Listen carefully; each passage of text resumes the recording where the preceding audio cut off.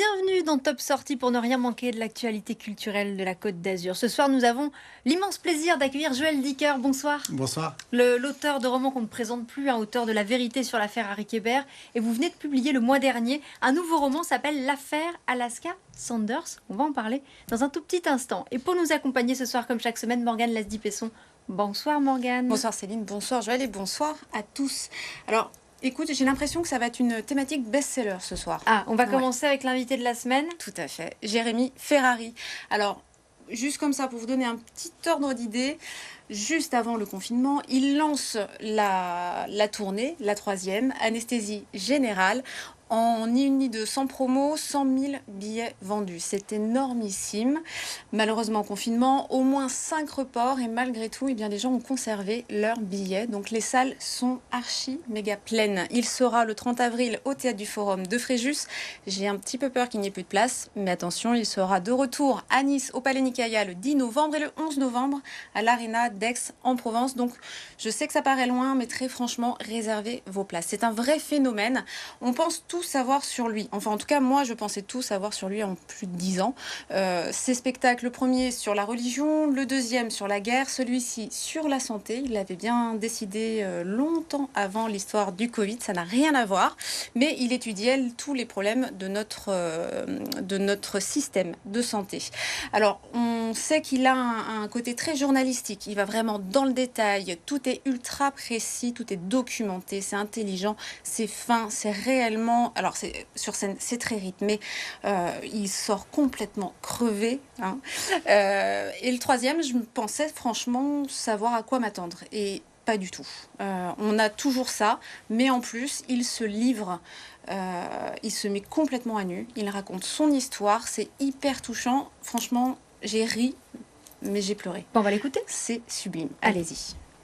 Vous l'avez compris, ce spectacle n'est pas un spectacle de dénonciation, c'est un spectacle de vengeance personnelle. Quand je suis allé dans cette cure de désintox, que j'ai compris toutes les maladies invisibles que j'avais, que j'ai compris qui j'étais, ça a changé ma manière de vivre. Donc à partir de là, ça n'était pas possible de ne pas expliquer aux gens ce que j'avais ressenti. Moi, ce qui m'a permis de m'en sortir, c'est de me sentir compris.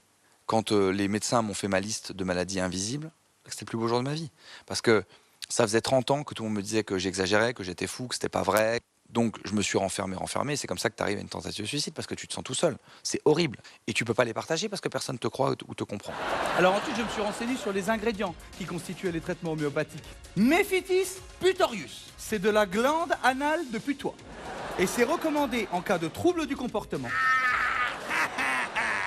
Ou bronchite.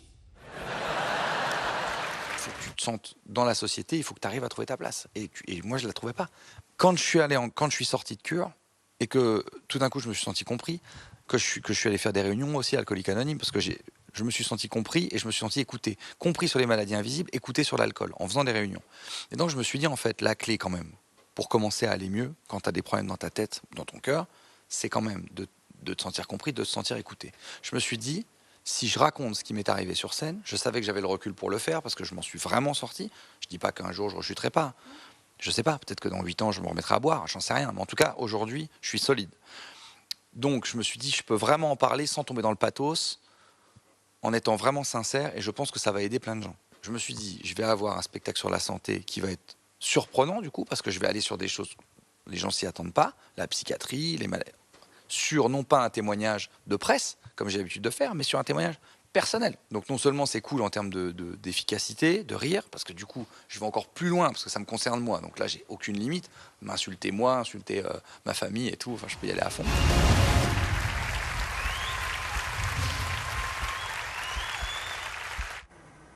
Voilà, et on va quitter la scène pour la littérature ce soir, Joël Dicker.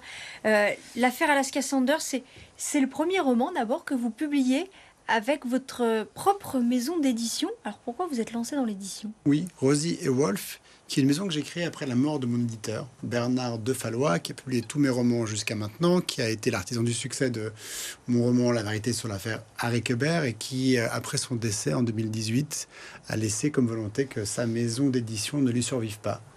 Et donc je me suis retrouvé orphelin. J'avais le sentiment que d'aller chez un éditeur traditionnel, enfin un éditeur déjà installé, aurait été une forme de trahison. Pourtant, vous en auriez trouvé un. J'en aurais trouvé un sans beaucoup de difficulté, mais je voulais pas trahir Bernard. Je voulais pas qu'il y ait quelqu'un après lui.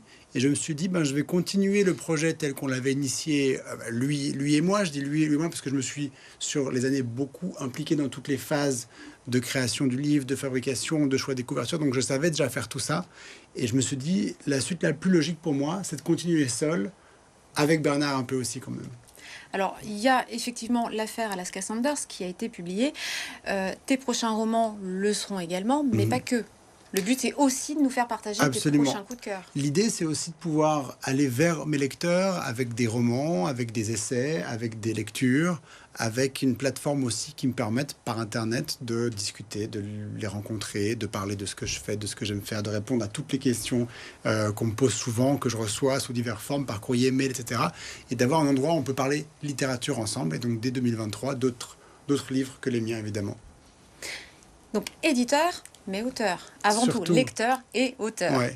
Donc, la vérité sur l'affaire Harry Kéber que Céline a Alors non, non, c'est le livre des Baltimore. Voilà, on est chacune venue avec un livre différent. Alors, il faut savoir que ça, c'est le numéro 1 d'une trilogie. Tu as le numéro 3, voilà, le livre des Baltimore. En deuxième. Et Alaska est le deuxième qui est sorti en dernier. Alors comme ça semble compliqué et pourtant on arrive à tout comprendre dans le désordre. Oui, d'abord ce sont des livres qui peuvent se lire indépendamment les uns des autres. Vous pouvez lire 3, 2, 1, 2, 1, 3 comme vous voulez. Ce sont des livres qui sont indépendants quand on les lit, mais qui, si on veut, peuvent aussi former une chronologie ensemble. Donc on commencerait par Harry Kéber, on continuerait par Alaska qui vient de sortir, on terminerait par Les Baltimore, sorti en 2015. Et si vous voulez, c'est une fresque de vie. C'est la fresque de vie d'un écrivain qui s'appelle Marcus Goldman, qu'on suit dans ses succès, dans ses déboires, dans ses difficultés, dans les enquêtes qu'il mène.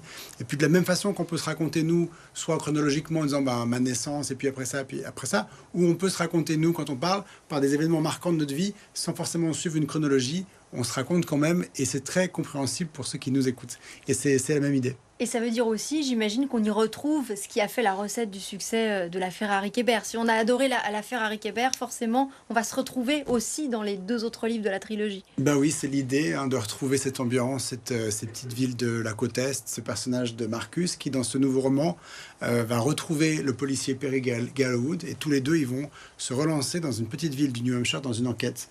L'enquête sur la mort de Alaska Sanders, assassinée en 1999. L'enquête rebondit en 2010, qui est le moment de l'action du livre. Alors, on en parlait un petit peu tout à l'heure avant que ça débute. Il y a aussi le fait que ce n'est pas sanglant du tout. Ce qui passionne Joël, c'est vraiment... C'est pour ça que c'est bien finalement que ça passe juste après Jérémy qui parlait beaucoup de la psychologie. Et bien là, c'est vraiment au cœur de tous ces ouvrages. Les personnages, moi personnellement, je les imagine, je les ai vivants. J'ai l'impression de devenir une réalisatrice de cinéma.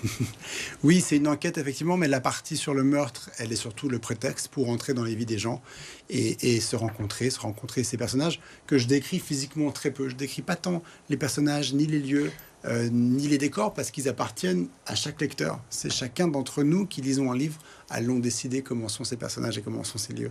Puis il y a un rythme, c'est complètement dingue la façon dont c'est découpé. Je sais que mon papa l'a lu en 2 nuits, l'affaire Alaska Sanders, parce que déjà il n'a pas réussi à lâcher, donc ça c'est un très très bon signe. Et puis surtout, c'est ce qu'il me disait, on a des petits flashbacks, mais on ne se perd jamais et c'est hyper rythmé, c'est fluide.